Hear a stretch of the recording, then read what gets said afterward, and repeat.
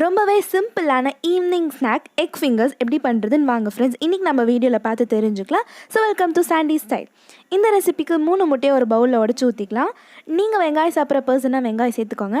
பிடிக்காது அப்படின்னா எப்பயும் போல் 1 ஸ்பூன் மிளகாத்தூள் கூட தேவையான அளவுக்கு உப்பு போட்டுட்டு 1/4 ஸ்பூன் அளவுக்கு மஞ்சத்தூள் சேர்த்துட்டு சேம் ஆஸ் உங்களுக்கு மிளகுத்தூள் பிடிக்கணுன்னா சேர்த்துக்கோங்க, இல்லைனா விட்டுருங்க.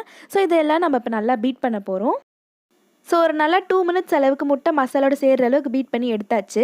இப்போ ஒரு கிண்ணத்தை எடுத்து கொஞ்சோண்டு எண்ணெய் விட்டுட்டு அந்த கிண்ணத்து ஃபுல்லாக எண்ணெய் தேய்ச்சி விட்டுக்கலாம். தேய்ச்சி விட்ட கிண்ணத்தில் நம்ம கலந்து வச்சுருக்க முட்டையை சேர்க்க போகிறோம்.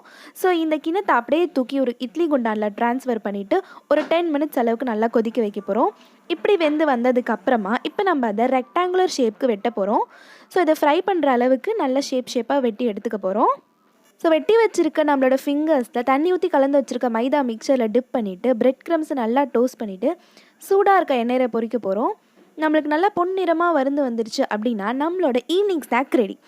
சாஸோட எங்கள் டிஷ்ஷை நாங்கள் பிளேட் பண்ணிட்டோம். ஸோ நீங்களும் இந்த எக் ஃபிங்கர்ஸை வீட்டில் ட்ரை பண்ணிவிட்டு எப்படி வந்திருக்குன்றதை மறக்காமல் கமெண்ட் பண்ணுங்கள். பிடிச்சிருந்தால் லைக் பண்ணிவிட்டு கண்டிப்பாக சப்ஸ்கிரைப் பண்ணிவிடுங்க.